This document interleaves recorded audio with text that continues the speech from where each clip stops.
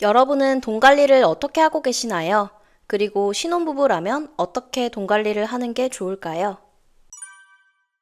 안녕하세요. 자산이 눈덩이처럼 불어나길 바라며 열심히 살고 있는 30대 눈덩이 부부입니다. 부부는 경제 공동체라고도 하죠. 오늘은 부부의 관점에서 신혼일 때 돈 관리가 중요한 이유와 어떻게 돈 관리를 하면 좋을지에 대해 이야기 나눠보려 합니다.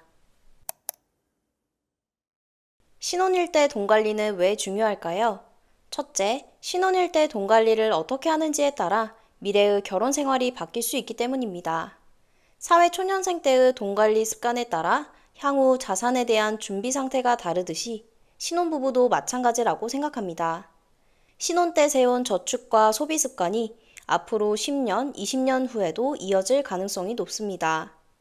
계획 없이 각자 따로 돈 관리를 하기보다 함께 생활하는 초반에 계획적으로 관리하면 자산을 불리고 보다 안정적인 결혼 생활을 유지할 수 있습니다. 둘째, 인생의 크고 작은 다양한 이벤트를 대비해야 하기 때문입니다. 신혼부부는 결혼식이라는 큰 이벤트를 제일 먼저 경험합니다. 준비할 것도 많고 예상보다 훨씬 많은 비용이 듭니다. 식장 대관료, 쓰드메, 예물예단, 한복과 원피스, 헬퍼비, 그리고 예상치 못한 추가 비용과 같이 돈 들어갈 일이 참 많습니다. 또 신혼여행과 신혼집도 계획해야 합니다. 결혼 준비를 어떻게 하느냐에 따라 결혼 비용은 천차만별입니다. 그리고 식을 치르고 나서도 인생의 이벤트들은 계속해서 발생합니다. 결혼식 이후 임신 및 출산, 자녀 교육 및 양육, 이사, 부모님 병원비, 은퇴 준비 등 크게 지출이 발생하는 일이 우리를 항상 기다리고 있습니다. 이때 돈 관리가 잘 되어 있다면 이러한 이벤트들이 찾아올 때 흔들리지 않고 안정적으로 대응할 수 있습니다. 셋째, 돈 문제는 부부 갈등의 주요 원인 중 하나이기 때문입니다. TV 프로그램 이혼 숙녀 캠프나 결혼 지옥을 보면 경제적 문제를 겪고 있는 부부들이 많이 나옵니다. 경제적 문제가 또 다른 갈등을 불러일으키기도 합니다. 이때 부부 간의 경제적 소통과 돈 관리에 대한 원칙이 있어야만 갈등을 막을 수 있습니다. 신혼부부가 돈 관리를 시작할 때 가장 먼저 해야 할 일은 공동의 목표 세우기입니다. 저희는 부부가 같은 방향을 바라보는 것이 중요하다고 생각합니다. 한쪽은 집을 서둘러 마련하고 싶어 하는데 다른 한쪽은 여행이나 취미에 돈을 쓰고 싶어 한다면 갈등이 생길 수밖에 없습니다. 그렇기 때문에 두 사람이 같이 원하는 삶의 모습을 먼저 생각해야 합니다. 우선 단기, 중기, 장기 목표를 나누어 생각할 수 있습니다. 예비 신혼부부라면 단기 목표로는 신혼여행, 보증금이나 투자금 마련 등이 있을 수 있습니다.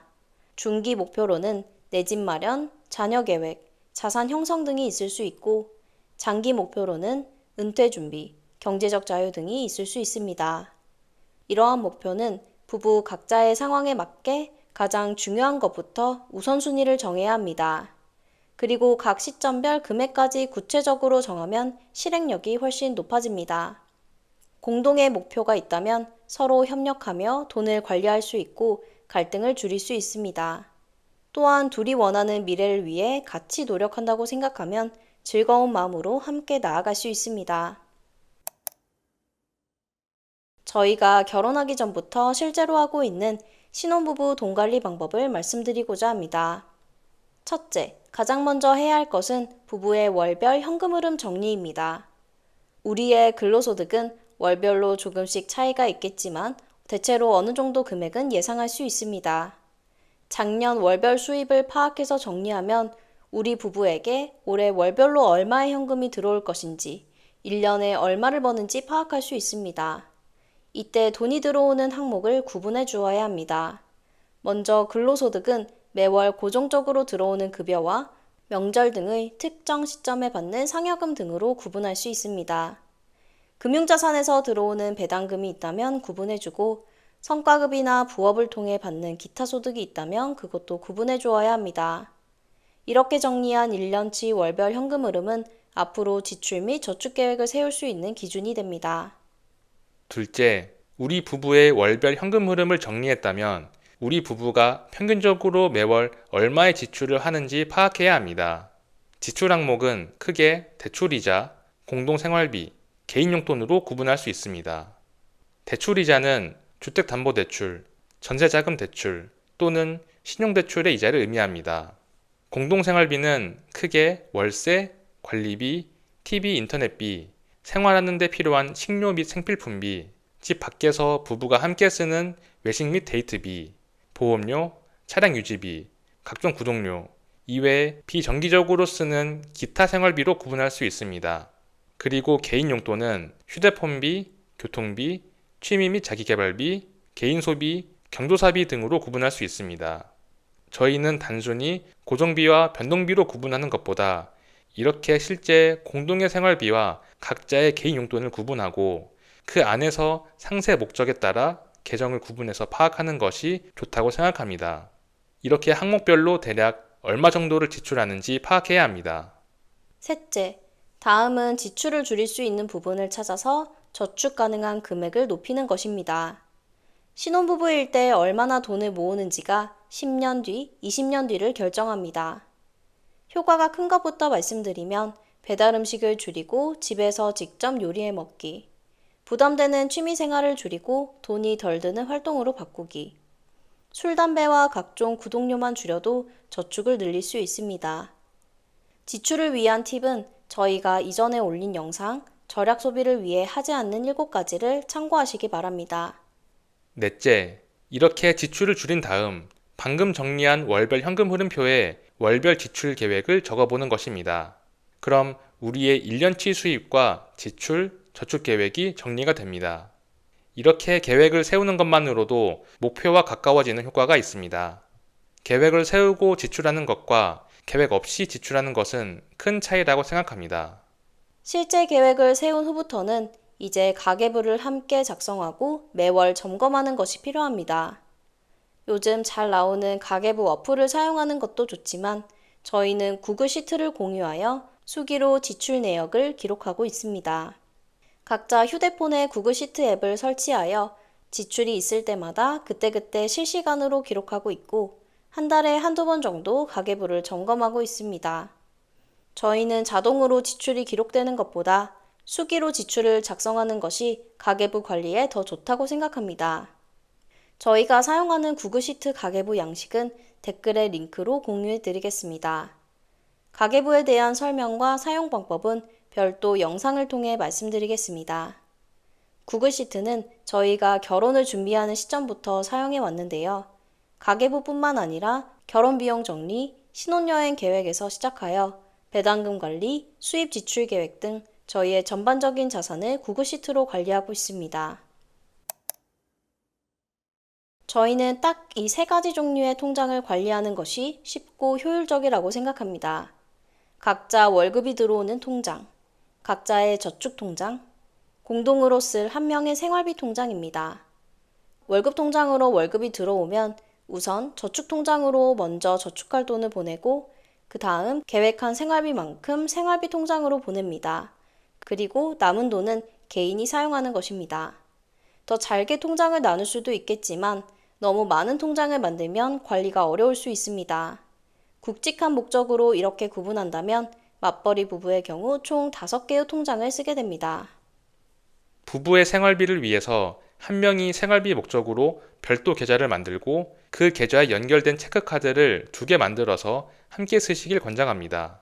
생활비 통장에 연결된 2장의 카드를 한 장씩 나눠 가져서 관리비, 식료 및 생필품비 등의 생활비에 쓰는 것입니다.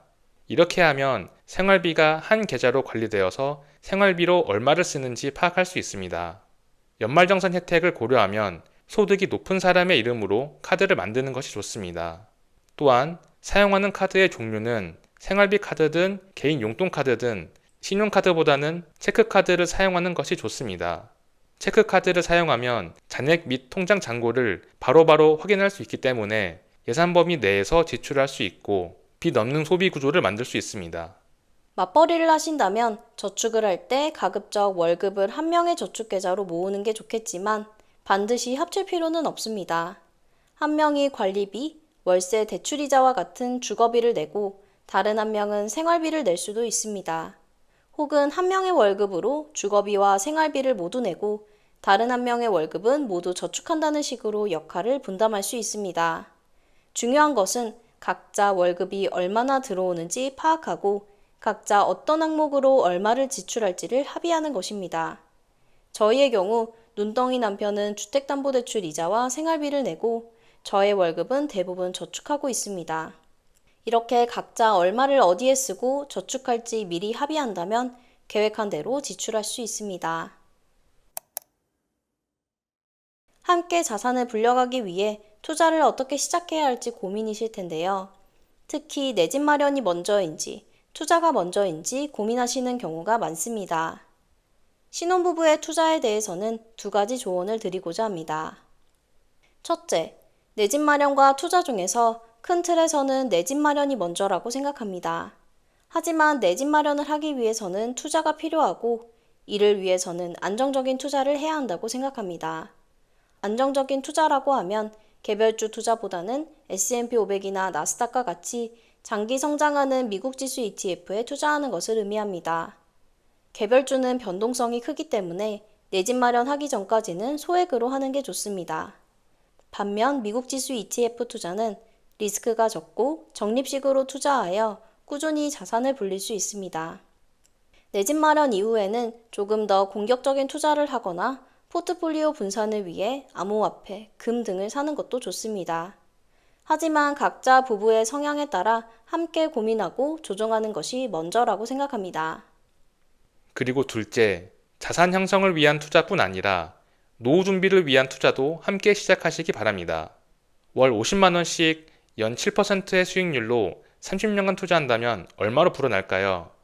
약 6억 원이 됩니다. 원금은 1억 8천만 원이지만 투자 수익이 4억 3천만 원이 생기면서 총 6억 원 정도가 됩니다. 그래서 적은 금액으로라도 노후 준비를 일찍 시작하면 복리의 효과로 인해 노후 준비가 더 쉬워집니다. 장기 성장하는 미국 지수 중심으로 월 50만 원 이하 소액으로만 투자해도 풍족한 노후를 맞이할 수 있습니다. 행복한 결혼 생활을 위해서는 서로의 경제관을 맞춰가는 것이 필요합니다. 생각이 완전히 같은 사람은 없기 때문에 돈 관리를 어떻게 할지 많은 대화를 나누고 함께 실행한다면 자산도 모으며 즐거운 결혼 생활을 이어갈 수 있습니다. 앞으로도 경제적 자유를 이루기 위한 저희의 노력과 과정을 영상을 통해 공유해드리고자 합니다. 인생은 100m 달리기가 아닌 마라톤이기 때문에 여러분들과 함께 멀리 갈 수 있도록 좋은 생각 많이 나누도록 노력하겠습니다. 저희 영상을 시청하시는 모든 분들의 자산이 눈덩이처럼 불어나길 응원합니다. 지금까지 눈덩이 부부였습니다. 감사합니다.